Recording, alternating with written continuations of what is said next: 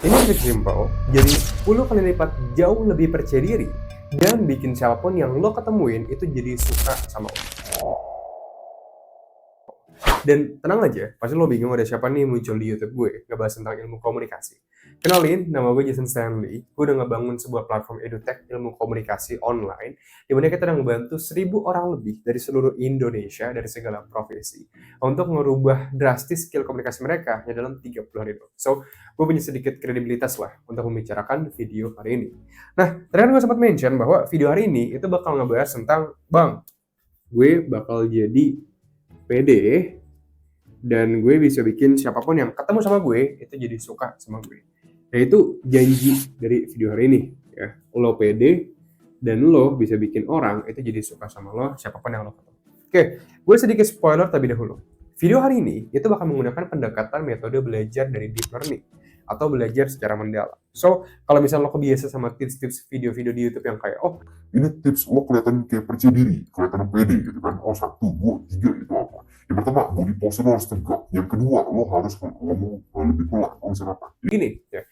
Video hari ini itu bakal deep learning. Itu berarti kita bakal belajar sampai ke akarnya banget dari sebuah informasi atau mengenai kita bakal ngebedah, let's say percaya diri deh. Kita bakal ngebedah sampai ke akar-akarnya banget tentang percaya diri itu apa dan sebenarnya gimana aslinya lo bisa jadi percaya diri dan gimana caranya kalau lo udah pede lo bikin siapapun jadi suka sama lo. Jadi kita bakal ngebahas sampai ke akar-akarnya banget. Nah, jadi kalau misalnya lo lebih suka konten pendek, short form, lo bisa keluar dari video hari ini karena kayaknya itu nggak bakal cocok sama lo. Oke, kita bakal mulai dari pertama. Gitu lah. Bang, gimana sih cara gue bisa jadi percaya diri? Nah, kalau misalkan orang itu bilang, oh gue tuh harus percaya diri, atau lo harus jadi percaya diri, gue nggak ngelihat orang itu kadang bisa mendefinisikan sebenarnya gimana sih cara gue bisa jadi percaya diri. Kayak kalau misalnya lo bilang, oh pakai baju yang lebih bagus, itu bakal bikin lo pede, ya enggak juga. Karena banyak orang kaya di luar sana, anak-anak orang kaya, yang pada pakai baju bagus tapi masih nggak pede. Dijauhin sama temen-temennya, nggak ngerasa kayak bisa nyambung sama orang, jadi mereka nggak pede. Tapi kalau misalkan dibilang mukanya ganteng, terus gimana dengan model-model di luar sana? Model-model yang bahkan udah selevel Kim Kardashian atau Kylie Jenner, masih ngerasain nggak percaya diri tuh dari mukanya? Karena mungkin mereka punya standar badannya yang tetap aja walaupun mereka cantik tapi mereka nggak sesuai standar, nah itu bikin mereka jadi nggak percaya diri. So kalau misalkan dibilang mengenai percaya diri terus kalau nggak berhubungan sama tampilan muka, visual, cara kita ngomong, terus apa yang bikin kita jadi pede? So gini ya, ini yang gue sebagai dari ilmu komunikasi yang kita pelajari. Percaya diri itu nggak bisa didefinisikan sebagai mutlak percaya diri dalam semua hal. Kayak misalkan gue jago banget di bisnis dan gue pede dalam ngebangun bisnis, tapi belum tentu gue pede dalam let's say boxing dengan Muay Thai. Oke, kayak gue taruh deh di ring bareng Mike Tyson. Mau gue orang kaya sekaya Elon Musk pun, gue gak bakal pede karena gue nggak pernah punya pengalaman di boxing. Oke, so jadi poinnya adalah lo nggak bisa jadi pede di semua hal. Lo nggak pernah bisa jadi pede di semua hal. Oke, percaya diri itu hanya sifatnya gue bilang spesifik. Dan karena lo nggak bisa jadi pede di semua hal, pertanyaan berikut adalah, terus bang kalau gue nggak bisa di pede di semua hal, gue bisa pedenya itu di hal apa aja atau secukupnya lah gue harus pede di bidang apa bang? Dan gimana cara gue ngebangun pede gue di bidang itu? Gini ya, bagi kita orang awam yang masyarakat umum yang gak bakal menjadi orang yang mungkin presiden, orang terkaya di dunia, yang sekedar cukup-cukup aja pada umumnya, dan ini yang gue lakuin. Ingat, ini personal.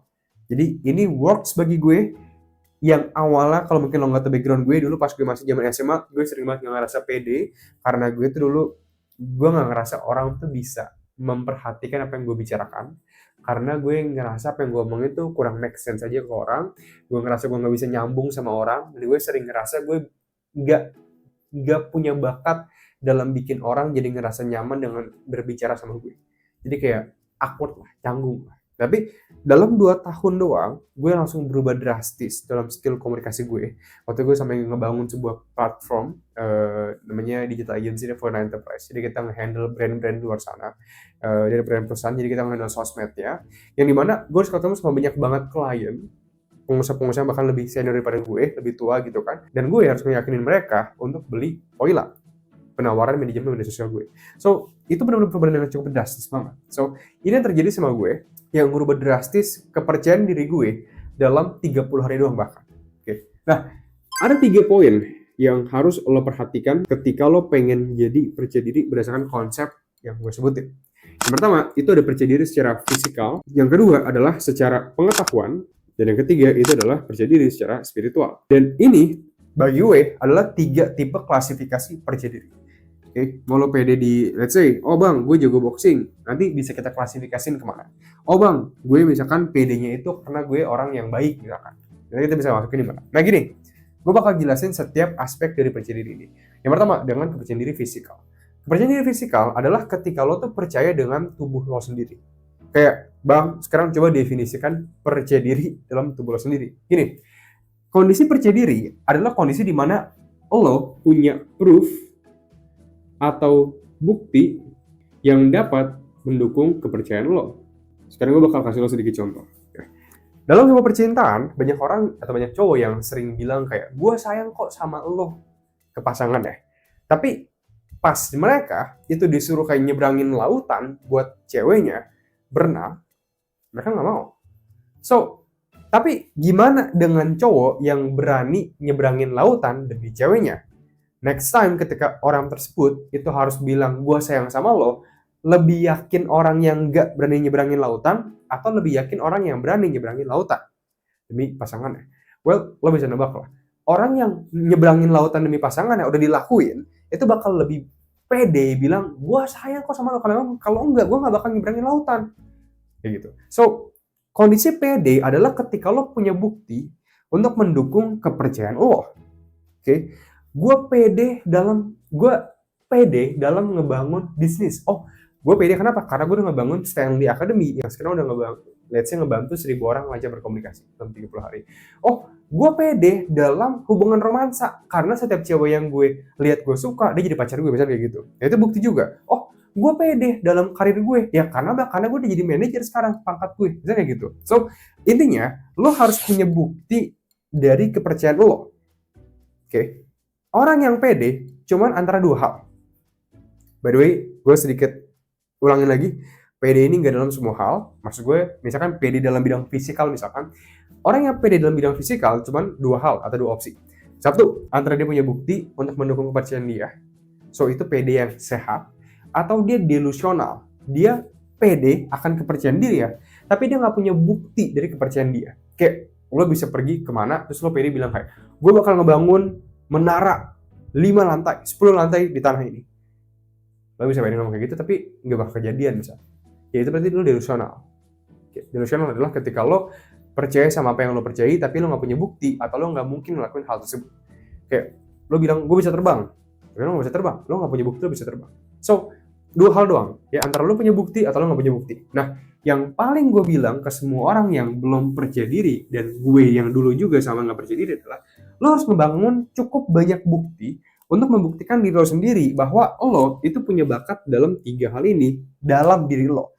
Jadi kalau lo punya bukti yang mendukung kepercayaan lo bahwa lo adalah pribadi yang punya 3 hal ini, maka lo bakal pede dan nyaman dalam kulit lo sendiri. So bang, maksudnya itu gimana bang? Maksudnya gini, ngebangun bukti adalah lo ngebangun sebuah proses atau lo mengejar sesuatu yang dimana menghasilkan, ya jadi di sini sesuatu yang menghasilkan bukti kepada diri lo sendiri bahwa lo udah bagus dalam bidang tertentu, bisa lo isi sendiri. Misalkan, gue ngelakuin sesuatu untuk menghasilkan bukti bahwa gue itu pede dalam bidang fisikal misalkan. So, bang, yang bikin gue pede dalam bidang fisik itu apa? Kalau gue pribadi, itu ngelakuin Muay Thai. So, gue itu training Muay Thai atau gue training boxing untuk bikin bukti kepada diri gue sendiri. Nih ya, gue buktiin ya bahwa gue juga pandai dalam fisikal, bahwa gue itu pede dalam bidang fisikal karena gue bisa bela diri. Tapi bang, kayak maksudnya gue kan dari sekarang gue nggak pernah nih bang ngelakuin hal itu. Nah makanya lo nggak bisa bilang gue bakal pede dulu, nggak bisa. Kayak lo nggak bisa bilang gue bakal pede dulu. No, lo perlu ngelakuin hal untuk menciptakan bukti terlebih dahulu untuk membuktikan bahwa lo pede dalam hal tersebut. So, yang harus lo lakuin di awal adalah lo bukan pergi ke depan kaca, gue pede, terus lo pergi lagi kayak gue pede, terus pergi lagi. Enggak. Tapi lo, misalkan lo punya 10 jam setiap hari. Alokasi 6 jam setiap hari buat ngelakuin sesuatu di sini yang menciptakan bukti di sini untuk mendukung kepercayaan lo bahwa lo pede dalam bidang let's say fisikal. Nah, kalau gue di bidang fisikal, gue ngelakuin Muay Thai. Kalau pengetahuan, gue baca buku untuk ningkatin pengetahuan atau skill gue, yang dimana pengetahuan sama skill ini itu memberikan bukti bahwa karena gue tahu hal-hal yang relevan dengan bisnis, psikologi, cara menjual ke orang, ataupun misalkan skill gue itu lebih kayak video editing, atau mungkin desain grafis, atau mungkin content marketing. Ini semua kemampuan gue atau pengetahuan gue membuktikan kepada diri gue sendiri bahwa gue pede dalam bidang pengetahuan di sini. Oke. Sama dengan spiritual. Gue misalkan, gue lebih heavy misalkan dalam bentuk moral. Oke. Karena gue pengen membuktikan bahwa gue itu pede secara spiritual, maka gue bakal membaca hal-hal yang sifat itu pedoman-pedoman hidup. Contoh kayak gue belajar stoikisme. Di stoikisme, gue belajar, sini nih, stoikisme. Terus, bukan cuma belajar, tapi gue mempraktekkan dalam kehidupan gue. Let's say yang harusnya gue awalnya marah, terus gue nerapin filsafat stoikisme gue, dan gue gak jadi marah, dan gue merasa kayak, gue gak jadi marah, gue berhasil. Yes! Karena, ingat ya, mungkin lo yang gak tahu, stoikisme adalah ketika kita mengontrol hal-hal yang ada dalam diri kita doang dan melupakan hal-hal yang di luar kontrol kita. Nah, marah adalah bagian dari hal yang bisa kita kontrol.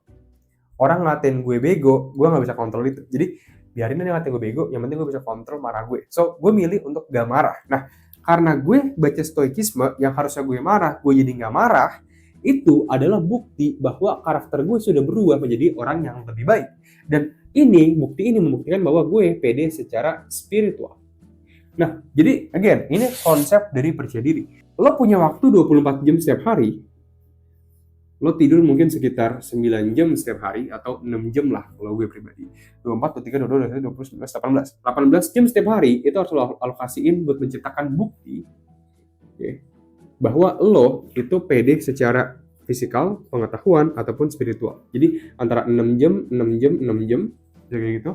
Atau bisa jadi kayak 6 jam, 5 jam, 7 jam misalkan, intinya lo alokasiin aja, lo lebih prefer kemana? Kalau gue, lebih prefernya pengetahuan itu lebih 70%, fisikal 20%, yang ini 10%. Karena ini lebih banyak praktek untuk bagian spiritualnya. Nah jadi, ini yang bisa lo pelajarin, dan again, kalau misalnya lo pengen pengetahuan lebih lanjut mengenai hal-hal ini, lo bisa cek aja di stanleyahmid.com. Tapi so far, kita udah belajar cara untuk percaya diri terlebih dahulu. Nah, sekarang, karena kita udah belajar cara percaya diri terlebih dahulu, next-nya adalah, Bang, gimana caranya nih, Bang? Kalau gue udah pede, terus gimana cara gue bikin orang jadi suka sama gue? Nah, ini adalah hal yang kedua. Oke. Ketika lo udah pede, pada umumnya lo udah lebih nyaman ngajak ngobrol orang-orang di sekitar lo. Ya lo udah bisa lah pergi ke orang, terus kenal, hey, nama gue Jason. Lo siapa namanya? Oh, nama gue Jason. Gue udah, ya sekarang ngebangun bisnis lah, Stanley Academy udah ngebantu 1.000 orang gitu so far. Lo gimana? Masih ini? Oh, gue udah mulai itu kemarin juga. Yeah. Nah, pas interaksi kayak gini, sekarang kita bakal ngebahas, Bang, pas gue udah mulai ketemu sama orang, apa yang harus gue lakuin untuk bikin orang ini itu jadi suka sama gue. Dan kalau lo pengen bikin orang jadi suka sama lo, pada umumnya kita perlu ngebedah psikologi dari manusianya terlebih dahulu. Dan gue bakal pakai sebuah buku sebagai referensi, itu namanya Robert Cialdini, Influence. Gue nggak salah judulnya Influence. Intinya itu sebuah penelitian psikologi manusia yang dimana salah satu hukum dalam dalam buku Influence ya, itu disebut sebagai liking. Nah, ini yang bakal gue bahas. Jadi, liking itu menjelaskan bahwa pada dasarnya manusia itu suka sama orang yang mirip sama mereka. Jadi ini harus lo kategorisin. Oke. Harus lo garisin, merahin, sabiloin. Intinya orang itu suka sama orang yang mirip dengan mereka. Nah, sebenarnya kalau misalkan kita tarik garis juga secara psikologi, lo juga bakal belajar nanti. Makanya gue bilang join Stanley Academy biar lo bisa lebih paham secara mendalam informasi-informasi ini. Dalam otak manusia, itu sebenarnya ada bagian otak manusia namanya itu amigdala. Sebuah bagian otak yang dimana dia ngeproses. Ini misalnya orangnya dia nih ya, yang punya otaknya nih ya.